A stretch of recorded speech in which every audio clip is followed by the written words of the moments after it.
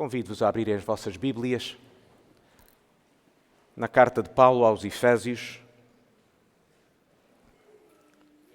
Hoje que vamos começar a refletir no final do capítulo 2, convido-vos a podermos ler a carta desde o primeiro versículo do capítulo 1, para nos dar o contexto do que temos estudado e do que vamos refletir hoje. O nosso plano é podermos refletir sobre os versículos 11 a 22, seja nesta semana, seja na próxima semana. Mas vamos ler desde o primeiro versículo do capítulo 1.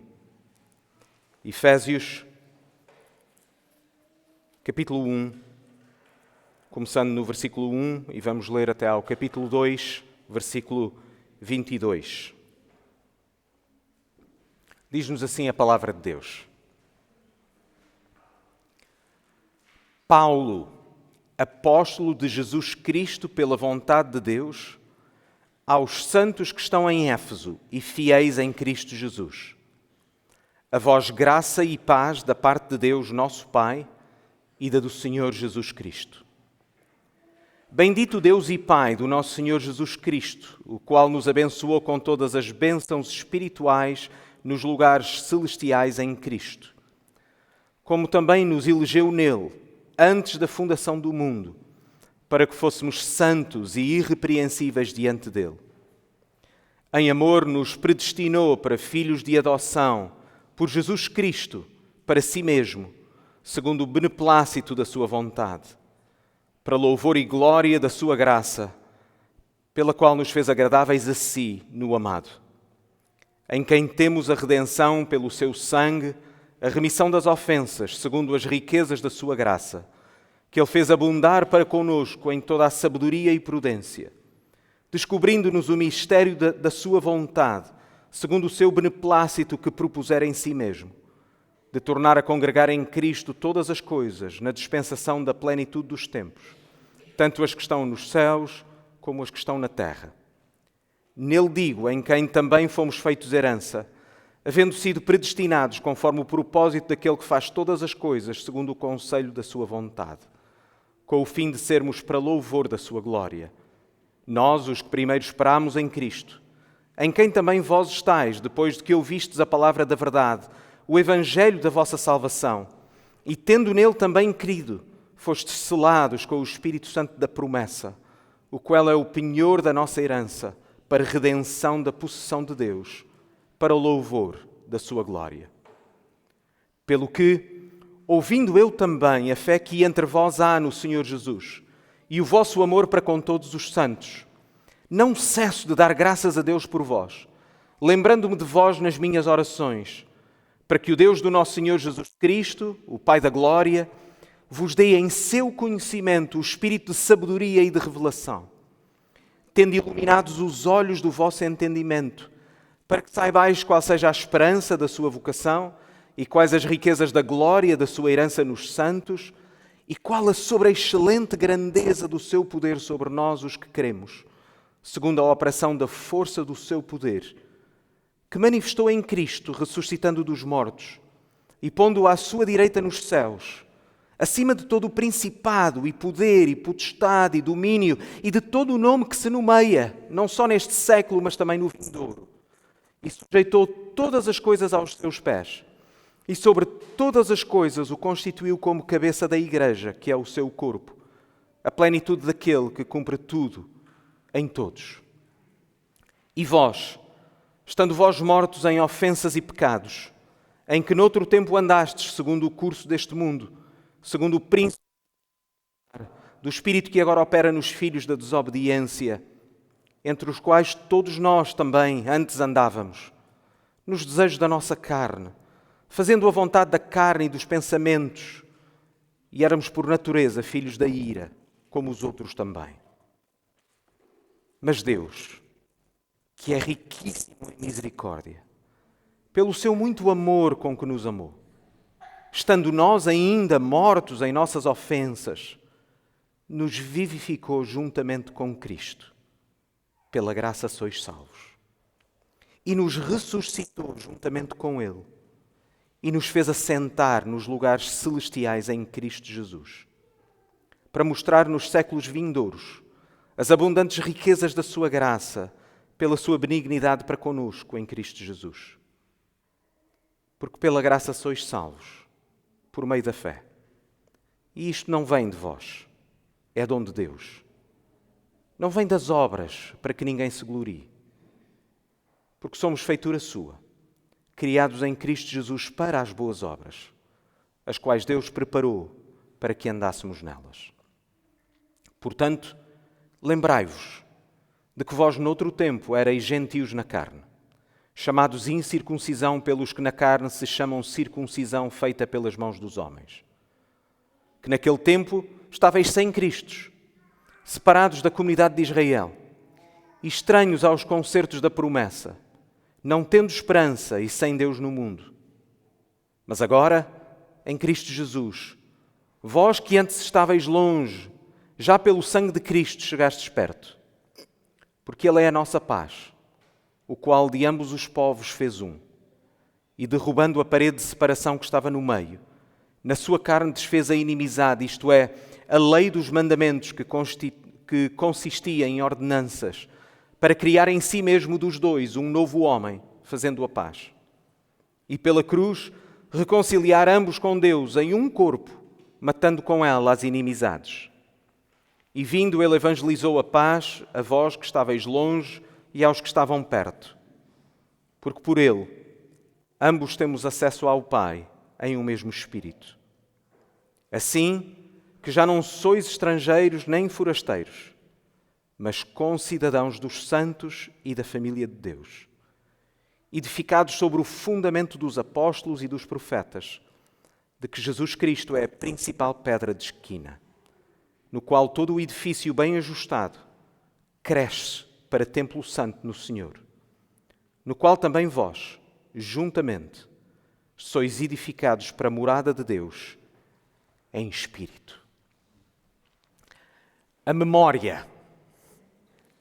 Por que é que precisamos de ser lembrados? Os escritores do Testamento dão-nos a conhecer esta necessidade que nós temos de exercitar a nossa memória uma e outra vez. Ensinam-nos que a memória é de importância fulcral para o cristão, para uma verdadeira vida de fé. Vejam como vários autores bíblicos falam uma e outra vez de memória, de lembrança, de trazermos à memória uma e outra vez as coisas que já sabemos. Vejam o apóstolo Paulo, não apenas nesta carta, mas aos Filipenses, capítulo 3, versículo 1. Resta, irmãos meus, que vos regozijeis no Senhor, e não me aborreço de escrever-vos as mesmas coisas, e é segurança para vós. Ou o apóstolo Pedro, como lemos em 2 de Pedro 1, 12 e 13. Pelo que não deixarei de exortar-vos sempre acerca destas coisas, ainda que bem as saibais e estejais confirmados da presente verdade. E tenho por justo, enquanto estiver neste tabernáculo, nesta vida, despertar-vos com admoestações. Ou um pouco mais à frente no capítulo 3, versículos 1 e 2, amados, escrevo-vos agora esta segunda carta, em ambas as quais desperto com exortação o vosso ânimo sincero, para que vos lembreis das palavras que primeiramente foram ditas pelos santos profetas e do mandamento do Senhor e Salvador, mediante os vossos apóstolos. Ou o apóstolo João, como lemos em 1 João 2, 21. Não vos escrevi, diz o apóstolo João, não vos escrevi porque não soubesseis a verdade, mas porque a sabeis, e porque nenhuma mentira vem da verdade. Ou em Judas, versículo 5. Mas quero lembrar-vos, como a quem já uma vez soube isto. Irmãos, o exercício da memória é a parte integrante da nossa vida enquanto igreja. Uma das ordenanças que o Senhor Jesus deu à sua igreja tem exatamente como propósito o exercício da nossa memória, das coisas que são mais essenciais e fundamentais à nossa fé.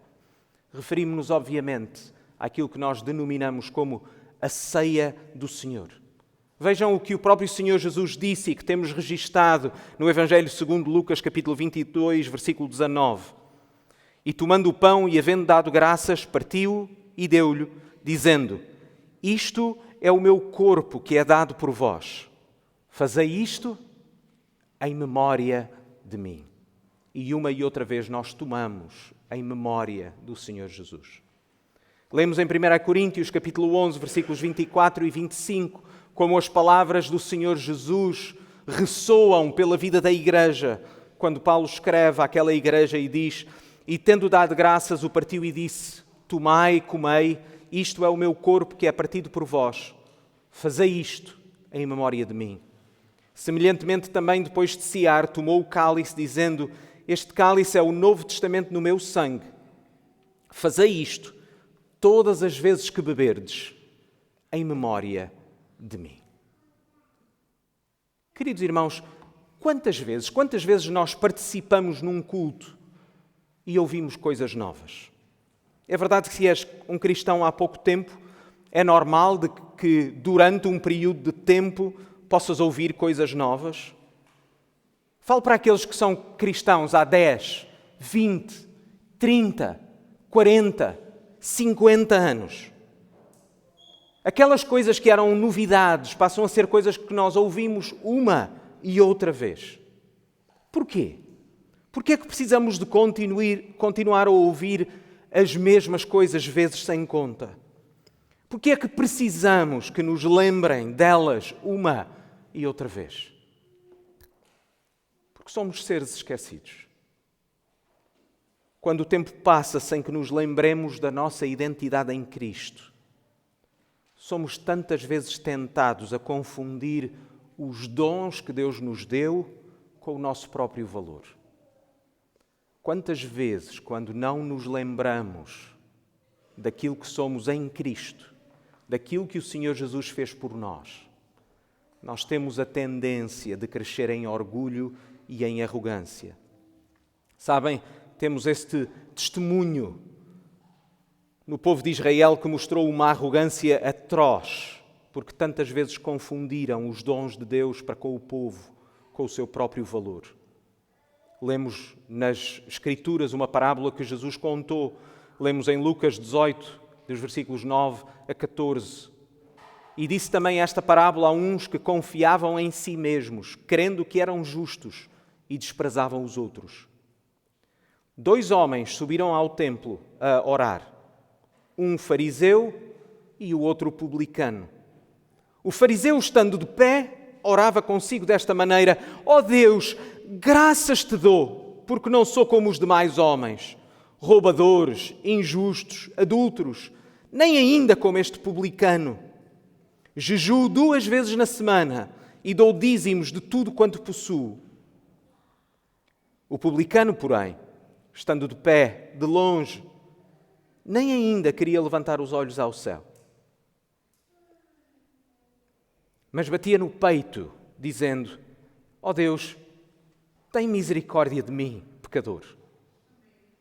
Digo-vos que este desceu justificado para a sua casa e não aquele. Porque qualquer que a si mesmo se exalta será humilhado. Qualquer que a si mesmo se humilha será exaltado. Hoje em dia, queridos irmãos, precisamos saber que somos tentados da mesma forma. Somos tentados ao orgulho e à arrogância. E esta tentação torna-se mais eficaz quando nós esquecemos que tudo o que somos e tudo o que temos é uma dádiva que vem da graça do nosso Deus, não pelo nosso próprio mérito. A carta aos Efésios tem exatamente este propósito de lembrança, para que os cristãos daquela cidade se lembrassem da sua identidade em Cristo. Nós podemos dizer até de uma forma simples que a carta aos Efésios é uma carta que lembra os cristãos da sua identidade e das implicações dessa sua identidade. Paulo recorda-lhes quem eles são em Cristo e exorta-os a viver de forma coerente com aquilo que eles acreditam ser. Nesta passagem, Paulo exorta os Efésios a lembrar 3 verdades importantes e hoje vamos apenas mencioná-las para as desenvolver na próxima semana. Número 1, o que eles eram. Número 2, o que eles são. E número 3, porque é que eles são o que são. Número 1, o que eles eram. Número 2, o que eles são. Número 3, porque é que eles são o que são. Mais uma vez, como já tínhamos visto no parágrafo anterior, notem nas vossas Bíblias, notem mais uma vez, mantenham as vossas Bíblias abertas, em Efésios. Vejam como no parágrafo anterior Paulo já tinha dito isto. Vejam este contraste que nós vemos no versículo 1 e depois no versículo 4. Diz, e vós, que contrasta no versículo 4, mas Deus. Agora temos um contraste de tempo. Vejam o versículo 11. Temos outrora, ou noutro tempo, para depois contrastar no versículo 13. Mas agora. Vamos começar então com o que eles eram. Número 1. Vamos começar pelo outrora. Vamos começar pelo passado daqueles que já são cristãos, a sua identidade passada.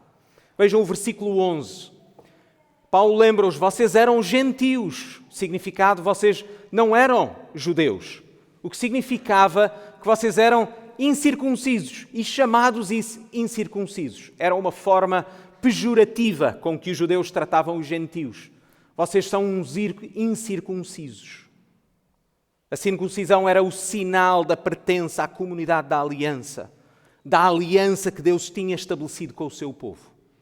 E eles não tinham esse sinal. Vejam o versículo 12. Naquele tempo, vocês estavam sem Cristo ou fora dele. Ainda versículo 12. Naquele tempo, vocês estavam separados da comunidade de Israel. Vocês não eram cidadãos. Vejam o versículo 12 ainda. Vocês eram estranhos, eram estrangeiros aos concertos. Concerto significa aliança, ao pacto que Deus tinha feito com o seu povo, que incluía promessas, alianças de promessa. Ainda versículo 12. Naquele tempo não tinham esperança. Versículo 12. Naquele tempo estavam sem Deus no mundo. Versículo 13. Naquele tempo vocês estavam longe. Versículo 19. Como que a repetir e lembrá-los. Eram estrangeiros. Eram forasteiros. Lembram-se, irmãos, do que o apóstolo Paulo tinha dito acerca da nossa condição no parágrafo anterior? Vamos lembrar dessa nossa condição, dos versículos 1 a 3. Vejam os versículos 1 a 3 do início do capítulo 2. Quando diz, e vós, estando mortos em ofensas e pecados, em que noutro tempo andastes, segundo o curso deste mundo, segundo o príncipe das potestades do ar, do espírito que agora opera nos filhos da desobediência. Notem esta informação extremamente importante, entre os quais todos nós também antes andávamos. Nos desejos da nossa carne, fazendo a vontade da carne e dos pensamentos, éramos por natureza, todos nós, sem exceção, filhos da ira, como os outros também. A pergunta que surge então, tanto para os cristãos em Éfeso como para nós, é esta: havia alguma coisa que fosse, que nos diferenciasse de qualquer outra pessoa antes da nossa conversão? Mesmo que tenhas nascido num lar cristão, mesmo que os teus pais sejam verdadeiros filhos de Deus, tu não nasceste cristão. E, portanto, todos nós, sem exceção, nascemos sem Cristo. A descrição de Paulo é quase universal. Notem que ele aqui está a falar para uma igreja composta por gentios, por não-judeus. A descrição de Paulo aplica-se ainda hoje a cada um de nós. E precisamos de ser lembrados uma e outra vez que não havia nada, absolutamente nada, que nos diferenciasse de uma outra pessoa. Qualquer coisa, pequena que fosse, para a qual Deus olhasse e dissesse, eu escolho este. Também como qualquer outra pessoa, vivíamos nós nos nossos pecados, em rebelião contra Deus e contra a sua lei. Todos nós estávamos sem Cristo, sem Deus, sem esperança. Portanto, todos os seres humanos começam na mesma condição, na mesma posição, condenados perante Deus por causa dos seus pecados e sem esperança em si mesmos. Queridos irmãos, o exercício da memória deve levar-nos à contrição e à confissão. Por um lado, em humildade, nós reconhecemos quem somos e por isso precisamos confessar os nossos pecados. Isto é importante porque na nossa cultura a contrição e a confissão são vistos como uma fraqueza. A cultura moderna abomina a culpa porque a culpa arruína a autoestima e a autoconfiança. Porque a ideia da culpa está ligada a uma certa humilhação e vergonha. E de facto está. Mas o cristão tem um ponto de vista diferente, porque nós podemos confessar os nossos pecados e podemos pedir perdão ao nosso Deus. Nós podemos reconhecer que somos pecadores, ao mesmo tempo que sabemos que estamos seguros naquilo que o Senhor Jesus fez. No mundo onde eu dependo de mim, onde eu tenho de provar o meu valor, a culpa é por isso um empecilho que deve ser evitado, que deve ser até negado, suprimido, desaparecer da nossa linguagem, ou então atiramos a culpa para o outro. Mas em Cristo nós estamos seguros. Não porque sejamos bons, mas porque Ele é bom. Não porque sejamos justos, mas porque Ele é justo. Queridos irmãos, o ponto 17 da nossa confissão de fé, que faz a diferenciação entre o justo e o ímpio, não está a fazer a diferenciação entre aquilo que nós somos em nós próprios. Não é a distinção entre aqueles que merecem e aqueles que não merecem. É a distinção entre aqueles que reconhecem o seu pecado, vêm a Deus a confessar o seu pecado e confiam no Senhor Jesus para perdão dos seus pecados. Enquanto o ímpio continua no seu pecado, sem o reconhecer, sem se arrepender, sem o confessar, e porque não o confessa, não recebe o perdão de Deus. Entendem a diferença entre o justo e o ímpio? O justo e o ímpio não é a diferenciação entre aquilo que nós merecemos e os outros não, mas simplesmente o reconhecimento de quem somos verdadeiramente, pecadores perante Deus, que merecemos a sua condenação, mas reconhecemos também que Deus, na sua graça, enviou o seu Filho Jesus, para que todo aquele que nele crê não permaneça condenado, não morra, mas receba esta nova vida. O cristão é um pecador arrependido e em processo de arrependimento. E lembrarmos quem somos e de quem éramos sem Cristo ajuda-nos a viver esta vida de arrependimento. Mas sabe, irmãos, o exercício da memória também nos leva à compaixão. Porque sabíamos bem e sabemos bem quem somos sem Cristo. Sabemos muito bem que aquilo que nós temos ou o que somos não se deve à nossa capacidade ou mérito, mas à graça de Deus na nossa vida. E é quando nos lembramos da graça de Deus nas nossas vidas, de que nós não fizemos nada, absolutamente nada, que levasse Deus a salvar-nos, de que foi exclusivamente a sua vontade, a sua misericórdia, a sua graça e o seu amor. Sabem, só aqueles que têm verdadeiramente consciência do que eram sem Cristo podem ser compassivos com outros, podem ter compaixão. Porque quando vemos o pecado do outro, vemos-nos a nós próprios. Quando vemos o mundo sem Deus, podemos ser compassivos, porque sabemos que nós éramos assim. E se somos o que somos, é devido à graça de Deus.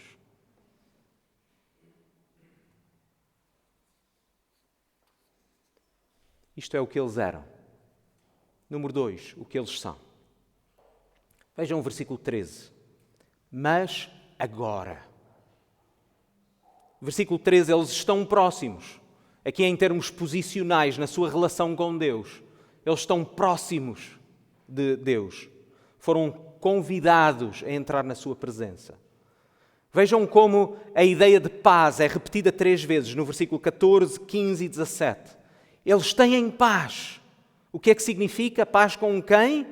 Em primeiro lugar, com Deus, e depois reflete-se na paz que têm uns com os outros. O muro de separação que os dividia foi destruído. A inimizade entre os povos é destruída. E todos são convidados a vir em união com o Senhor Jesus. Versículo 16, eles foram reconciliados com Deus. Versículo 18, vejam mais uma vez a estrutura trinitária que nós vimos e temos vindo a acompanhar desde o primeiro capítulo. Em união com o Filho, com Cristo, versículo 18, nós temos acesso ao Pai pelo Espírito. E por isso, versículo 19, nós que estávamos longe, nós que éramos estrangeiros, agora somos cidadãos. Somos irmãos. Somos família. Paulo enumera bênção após bênção, dom após dom, graça após graça, em forma de contraste. Eles estavam longe, mas agora estão perto. Eles eram estrangeiros, agora são cidadãos. Eles estavam sem Deus, mas agora têm acesso ao Pai. Eles estavam em inimizade contra Deus, mas agora têm paz com Deus, foram reconciliados com Deus. Eles que estavam fora, sem Cristo, mas agora estão unidos a Cristo. Paulo deseja uma e outra vez que eles reflitam sobre a sua salvação. E este é um convite a nós também que, mais uma vez, nós nos possamos maravilhar com todas as bênçãos que Deus nos dá. Mas ainda assim, a pergunta central que dá cor e maravilha a todas estas bênçãos, que eles tinham de responder e nós também, e nunca esquecer, é o porquê. Porquê? Porquê é que antes éramos e agora somos? Porquê? Porquê é que estávamos longe e agora estamos perto? Porquê é que éramos estrangeiros e agora somos cidadãos? Porquê é que estávamos em inimizade e agora temos paz? É o ponto 3. Porquê é que eles são o que são? Vejam o versículo 13. Mas agora, em Cristo Jesus. Ou seja, em união com Cristo. Ainda o versículo 13. Eles foram aproximados, foram trazidos perto. Não porque tivessem esse direito, mas pelo sangue de Cristo. Versículo 14. O muro de separação foi destruído. A inimizade foi abolida. A paz foi instituída. Como? Na sua carne. Na carne do Senhor Jesus. Pelo corpo que Ele ofereceu. E ainda versículo 16. Pela cruz. Pela cruz Ele reconciliou ambos com Deus num só corpo. A única razão pela qual somos o que somos é por Jesus. E é pelo que Ele fez naquela cruz. Paulo já tinha dito no parágrafo anterior, Efésios 2:8, porque pela graça sois salvos, por meio da fé. Isto não vem de nós. É um dom de Deus. Pergunta, houve alguma coisa que tínhamos feito para merecer a nossa salvação? Houve alguma coisa que tínhamos feito para merecer tamanha graça? Mas, meus irmãos, é uma verdade que não pode ser tomada de ânimo leve, porque a graça de Deus não foi barata. Aponta mais uma vez para os méritos do Senhor Jesus. Leva-nos mais uma vez a meditar na pessoa do Filho de Deus, Deus com o Pai eternamente. De que o Pai, por amor a nós, enviou o seu Filho, Deus com Ele. O Filho que, por amor ao Pai e amor a nós, se tornou um ser humano como tu e eu, se humilhou a essa condição de ser humano.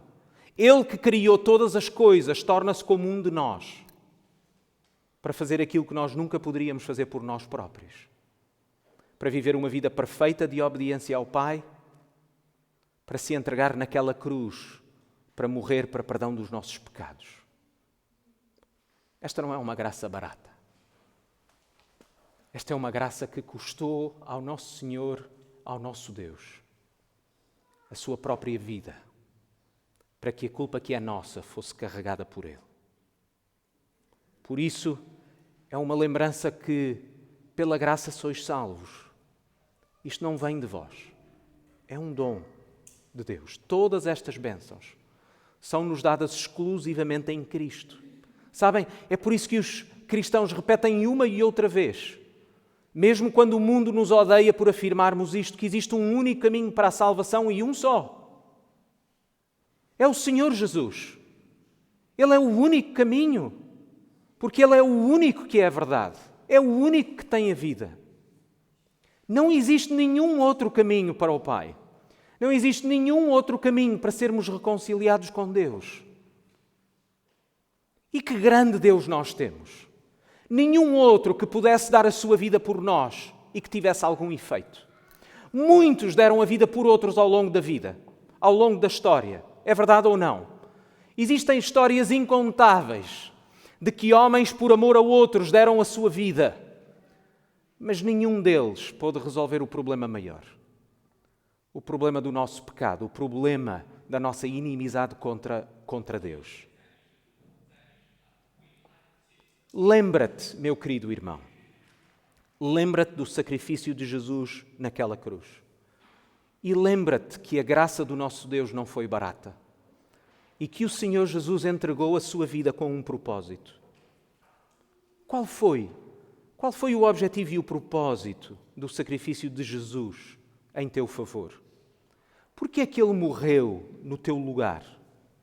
O que é que Ele queria alcançar? Ele queria dar-te a paz. Ele queria dar-te esperança. Ele queria te dar uma nova vida.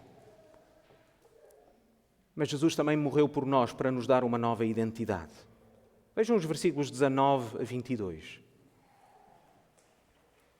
Assim, ou portanto, já não sois estrangeiros, nem forasteiros, mas concidadãos dos santos e da família de Deus, edificados sobre o fundamento dos apóstolos e dos profetas, de que Jesus Cristo é a principal pedra de esquina, no qual todo o edifício bem ajustado cresce para templo santo no Senhor, no qual também vós, juntamente, sois edificados para a morada de Deus no Espírito. Notem como Paulo junta aqui 3 imagens para descrever a nova identidade que um cristão tem em Cristo. Notem, por um lado, é uma cidadania, uma nova cidadania. Eles são co-cidadãos, não são mais estrangeiros. É uma nova família. Eles têm um novo pai que os adotou. E, por consequência, notem isto, se têm uma nova família, têm novos irmãos, têm novas irmãs. Mas eles são também um templo, são um edifício. Fazemos parte de um templo que o próprio Deus está a edificar. Primeiro diz-nos o texto sobre o fundamento dos apóstolos e dos profetas. Ainda hoje notem que a Igreja, hoje mesmo aqui, neste lugar, nós pregamos as mesmas verdades que Deus revelou e que estão registadas nas Escrituras, através dos seus profetas e apóstolos. Mas em especial aquele que sustenta todas as coisas, aquele que é a pedra de esquina que sustenta todo o edifício, é o Senhor Jesus. João, o apóstolo João, dá-nos este vislumbre, esta visão única da eternidade, quando lemos em Apocalipse 7, 9 a 10, deste povo que Deus salvou para si mesmo, através do seu Filho. Quando na revelação que Deus lhe deu, ele descreve e narra e escreve estas coisas. Depois destas coisas olhei e eis que uma multidão, a qual ninguém podia numerar, de todas as nações e tribos e povos e línguas, que estavam diante do trono e perante o Cordeiro, trajando vestes brancas e com palmas nas suas mãos, e clamavam com grande voz, dizendo: salvação ao nosso Deus, que está assentado no trono, e ao Cordeiro. Salvação ao nosso Deus, que está assentado no trono, e ao Cordeiro. Aquele Cordeiro que se entregou para que nos pudéssemos achegar a Deus. o Cordeiro que se entregou como sacrifício para que um povo pudesse ser salvo. De todas as tribos, de todos os povos, de todas as nações, sem exceção. Nações representadas nesta pequena assembleia, mas que são prova visível de que Deus continua a chamar homens e mulheres de todas as tribos, todos os povos, todas as línguas, todas as nações. É este povo de Deus que é chamado Igreja. Que é chamada a Igreja de Cristo, a Assembleia do Senhor Jesus. Veem, irmãos, a própria natureza da Igreja cristã é diversa. E ela é diversa não é por acaso, mas pelo próprio plano e objetivo de Deus, que quer salvar todos, de todas as nações. Jesus morreu para destruir o muro de separação entre Deus e os homens, mas também entre os homens. E por isso, desde o início, a Igreja de Deus representa esta diversidade. É a Igreja que é chamada na sua diversidade a antecipar esta visão da eternidade, quando o povo de Deus de todos os tempos, de todas as eras, de todos os locais, de todas as nações, de todos os povos, de todas as línguas, quando o Senhor Jesus voltar, quando o Senhor Jesus ressuscitar aqueles que já morreram, e quando estivermos juntos na sua presença, não mais pela fé, mas face a face, a vermos as coisas de uma forma mais clara, de uma forma mais compreensível do que alguma vez é possível hoje. Quando todas as coisas fizerem sentido, nós estarmos na sua presença a louvarmos o seu nome, pela graça que Ele teve conosco. Esta é a visão que temos diante de nós. Esta é a Igreja, representada de forma pequena neste local, mas representada também em outras igrejas locais nesta cidade, no nosso país, por todo o mundo. A memória. É bom lembrarmos quem éramos, bom lembrarmos quem somos, mas bom lembrarmos porque é que somos o que somos. Bom lembrarmos que somos o que somos por causa do Senhor Jesus. A lembrança leva-nos a corações agradecidos. Leva-nos a adorarmos melhor. Leva-nos a amar mais a Deus. Leva-nos a entender melhor o Evangelho da nossa salvação. E aquele que compreende melhor, louva mais. Aquele que compreende cada vez mais profundamente a graça que Deus teve por nós, mais agradecidos vivemos. À medida que recordamos, crescemos em conhecimento, compreendemos melhor o nosso pecado. O nosso pecado é revelado cada vez mais. Mas o nosso Deus também nos dá o poder para podermos ser cada vez mais como o Senhor Jesus. A lembrança conduz-nos à verdadeira alegria. Sabem, irmãos, uma alegria, aquela alegria que afasta a murmuração, que afasta o queixume, porque a murmuração só pode ser eficaz quando não reconhecemos a graça de Deus sobre nós. E por isso a murmuração só pode ser eficazmente derrotada com corações cheios de gratidão e de alegria. E essas lembranças, essas recordações vêm por pensarmos no Senhor Jesus. A lembrança leva ao perdão, porque aquele que sabe e verdadeiramente reconhece aquilo que lhe foi perdoado, mais facilmente perdoa o outro, porque sabe que não existe comparação possível entre aquilo que Deus nos perdoou, entre as nossas ofensas contra um Deus eterno e as ofensas que qualquer irmão ou qualquer pessoa pode ter em relação a nós. É por isso que nós oramos como Jesus nos ensinou. Perdoa-nos as nossas dívidas, assim como nós perdoamos aos nossos devedores. Sabem porque é que uma coisa está dependente da outra? Não é porque nós vamos ser salvos por causa dos nossos méritos, porque somos capazes de perdoar. As duas coisas estão relacionadas.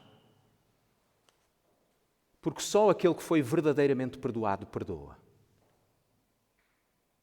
Porque sabemos quem éramos e sabemos o que Deus fez por nós. Mas a lembrança também conduz à unidade na Igreja. Notam como todas estas imagens apontam para a ideia de unidade? Somos uma mesma nação. Somos um mesmo corpo. Somos um mesmo edifício. Sabemos que somos irmãos e irmãs. Estamos diante de Deus como um só povo. Estamos diante de Deus como pessoas redimidas. Pessoas que foram trazidas, a quem foram perdoados os pecados por causa do sangue do Senhor Jesus. Pessoas que se compreendem e amam mutuamente.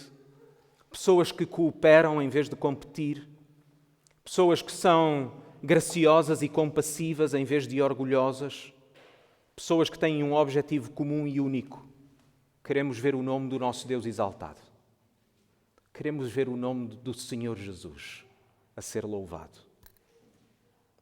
Nesta carta, o apóstolo Paulo exorta os cristãos em Éfeso a lembrarem-se do seu privilégio de serem concidadãos do reino de Deus. Eles estavam longe, mas foram reconciliados com Deus. Eles agora têm acesso ao Pai, em Cristo e pelo Espírito. Por isso já não são estrangeiros, são concidadãos. Concidadãos deste templo, pedras neste templo, de qual o Senhor Jesus Cristo é a pedra de esquina, o fundamento de todas as coisas. É por isso que nós dizemos que a nossa identidade não é mais encontrada em nós próprios. Em Cristo, nós somos o que somos. Somos membros da Igreja, que é o seu corpo.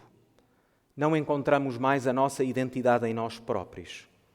Encontramos a nossa identidade naquele que morreu por nós e por nós ressuscitou. Vamos orar.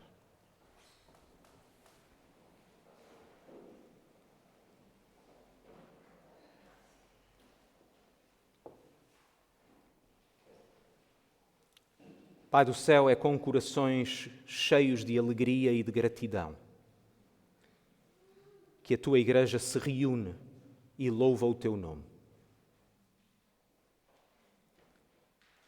Nós bem sabemos que mesmo o privilégio que tu nos dás de estarmos reunidos, o privilégio de saber que tu te encontras connosco aqui esta manhã, é um privilégio que tu nos dás somente pela tua graça. Ó Pai, é por isso que pedimos que tu reveles cada vez mais o pecado do nosso coração. Ó Pai, ajuda-nos a discernir as nossas culpas. Ajuda-nos a confessar o nosso pecado, para podermos encontrar o perdão que tu nos ofereces no teu Filho Jesus. Ó Pai, e que nesse perdão nós possamos encontrar a nossa alegria, a nossa satisfação e a nossa esperança. Que nesse perdão nós possamos encontrar a reconciliação contigo. Que nesse perdão nós possamos encontrar uma paz verdadeira. Assim como o teu Filho nos ensinou. Uma paz, não é a paz deste mundo, que é uma paz passageira, uma paz muito ligada às emoções e às circunstâncias. Mas aquele tipo de paz que excede todo o entendimento. Aquele tipo de paz que só é possível quando sabemos que estamos seguros no nosso Deus.